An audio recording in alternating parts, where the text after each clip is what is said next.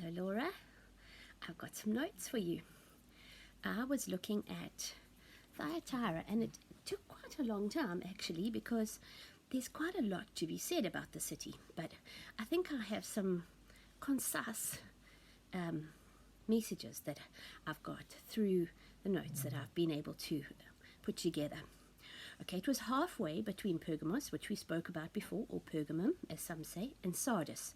So these are, this is another one of the churches that we're going to look at. So about 30 or 40 miles from each other. So it was sort of almost between those two, to a 40-mile radius. It had been a Roman town for a few hundred years, and its history of conquering and destructions and rebuildings was renowned. So like some of the other towns that we've spoke about previously, cities, they had numerous rebuildings. So we know that they are really ancient because of the successions of these cities. It was really just a gateway to Pergamos, so it wasn't one of the most important cities, as we've spoken about before, like Pergamos being so renowned, being the capital, as we'd said. It was something of a military garrison, so sort of a city to then guard Pergamos, I would say, if it was a gateway then towards the road towards Pergamos. So it provided some kind of delaying tactics for attacks from Pergamos, and also I suppose then if you had to go through Thyatira, they could be pre-warned, being the capital city. So it was destined then to be destroyed and rebuilt if we think of it in terms of its war status or its protection of Pergamos status. So it became also commercially viable because we know that no particular city had one angle on them strictly alone. It also had a commercial viability to it because of the dye, and we know that they had developed dye, but there were two sources. It was a root, and there was a small sea fish, which we called a murex, and out of this they would have developed their very unique purple dye. This purple dye is identified in the book of Acts when they talk about Lydia. She was a seller of the purple dye in Thyatira. So it was first converted in the European soil. She was dealing in precious goods, as we know. Today, if you go to the location, you'll see a small town of about 25,000 people. So it's still currently a town, and apparently the main craft there now is the Oriental rugs. So they went from being a commercial venture, making dyes to possibly make rugs, to now actually selling the rugs themselves, I suppose, getting the additional raw materials into the town now with more traffic, etc. So religiously, if we look at Pergamos, it wasn't Pergamos being a center. We know that Pergamos wasn't the center of anything particularly, and we've spoken about that before. There were some fortune-telling shrines there that presided over the female oracle, which they'd called Sambath, an evil and a powerful priestess. There was also a temple to Apollo, and it was considered the chief god at that particular time. But the Thyatira itself, although it had these two particular aspects to it, having the shrines and the priestess, it wasn't really anything particularly important. So onto that place the Lord had come, and the church had then been established. So it had enough presence to have a church established there. So we know that Thyatira was a wealthy town because of the dye, etc. And we know about Lydia. We know that it was a province of Asia on the river of Lycus. And that would have been the river that ran to the left of the town itself. So it stood near the borders then of Mysia. Some of the early writers that regarded it as belonging to that particular area, the area below that, and the country. So its early history is not very well known, and I couldn't really find much written other than it was refounded by Seculus Nicator in 301 to about 281 BC. So other than that, it had no real big significance, and I can't find any history, no matter how many references I looked. So it took none of the Greek trade routes that we know, but upon the lesser road going then to Pergamos and to Sardis. So it derived its wealth from the Lycus Valley, in which rapidly was becoming now more of a commercial center down towards the valley, and it never became a major metropolis. The name Thyatira, we can see, came from the castle of Thya, Thya. Other names which were born were Pelopia and Semiracis. Those seem to be more Roman in origin, although it had a Roman stem. Those seem to be the prior names of the area. Before the time of Nicator, and we spoke about him as being the orator, it was a place regarded as a holy city, for there stood the ancient temple of the Lydian sun god, and that sun god was Tyrrhimenos, Tyrrhimenos, but we know that to this particular god games were held. So they must have had a stadium or something towards that town, and I think people who had been to the town previously might hold testament to that. Early coins that were found around the Thyatira area had an Aztec god on them represented as a horseman, and it showed a double-headed battle axe. So we know that there must have been, with the rebuilds, there must have been war, etc. So towards that time, maybe a successful war had brought about some minting of coin, and it celebrated that particular war, but we can't really find that.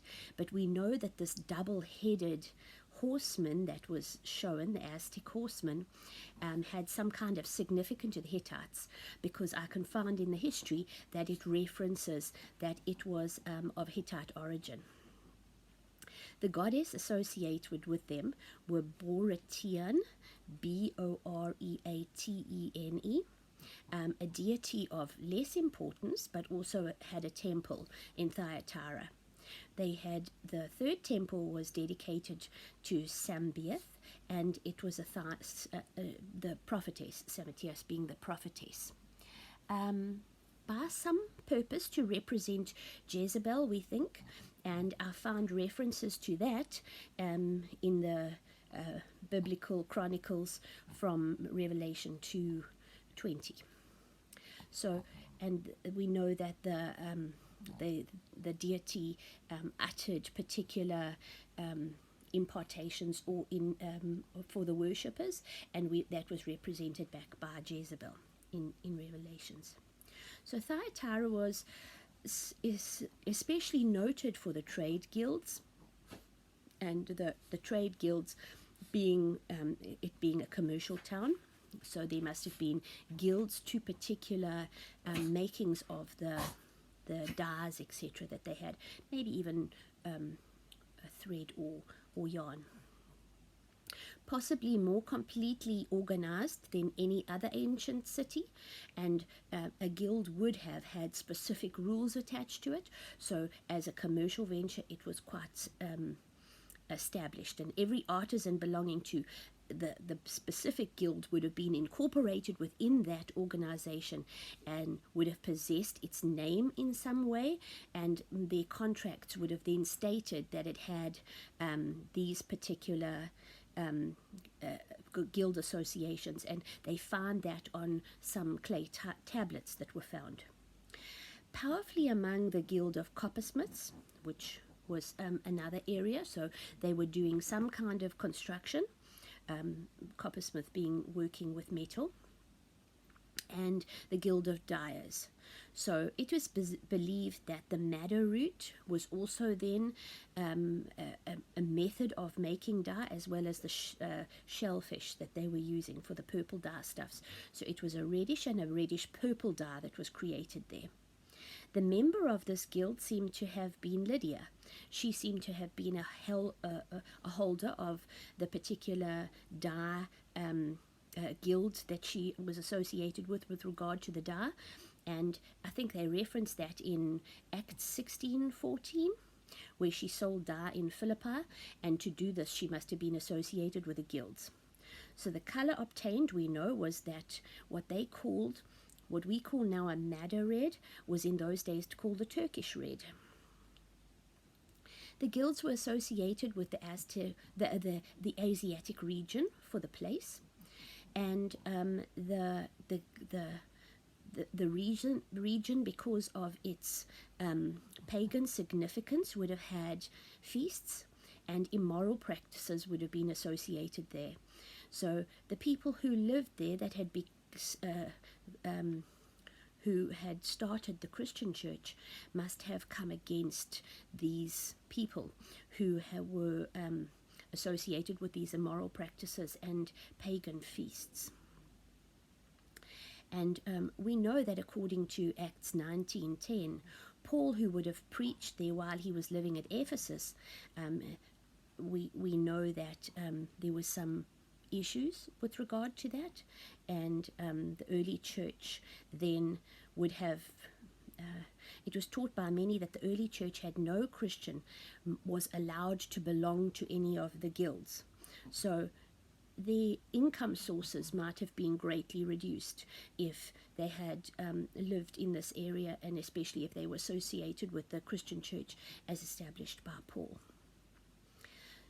So Thyatira now is represented by the modern town of Akhisar on the branch line of the Manisa-Soma Railroad, and on the old Roman road 9 hours away from Sardis. So we know that Akhisar in Turkish nowadays means a white castle, and the earlier name for Thyatira would have been the place of the castle. So it has almost a direct translation, except now it's the White Castle. Any modern town that was near the ruins of the castle can still be seen, and from which the name was derived. The village is of considerable size now. Mostly the houses are of mud, but several of the buildings erected by Caracalla, who a date I can't specifically attach to that, but they are still standing. The Caracalla's mud buildings can still be seen and have been excavated in the early 1900s by not Williams. I'll come back to you on that one. In the higher part of the town, there are ruins of one of the pagan temples, and this can also be seen in the excavations that were done. And the walls of the houses and the broken columns and the sarcophagi with the inscribed stones can still be seen. So at that, they say that now the population was 25,000, is largely then at the time of Thyatira would have been largely quite multicultural, because they would have had Greek and Armenian people living there. Yet they still had a couple of Jews, and we know that because some of these Jews would have been attached to the early church. Before the town is a large marsh, and they describe the marsh as being fever-ridden. So that must have been quite difficult for the people as well. There must have been quite a lot of sickness. So a lot of, especially unhealthiness in times of the summertime. So that would have been a problem for the people. So we know that I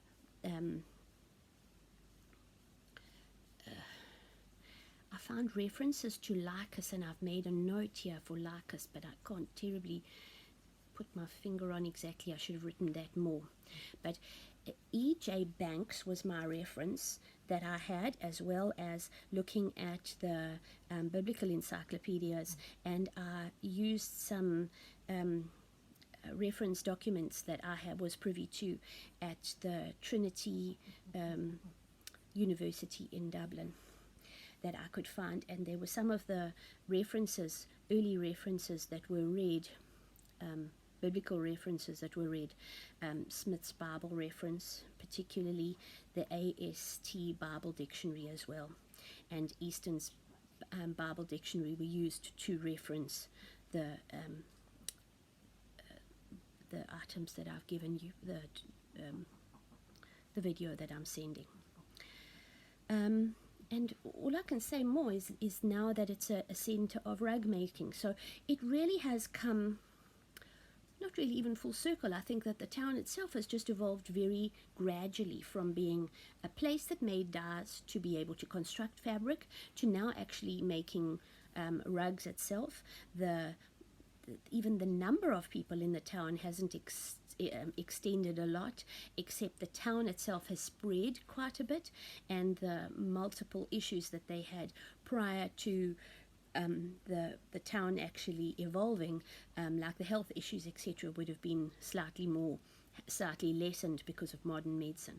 But the town itself seems to be fairly similar. Even the name seems to be fairly similar. So nothing really seems to have changed in that area, and be quite interesting to go and have a look at it. I hope that this is what you needed. If you need anything more, let me know. Have a lovely day. Bye.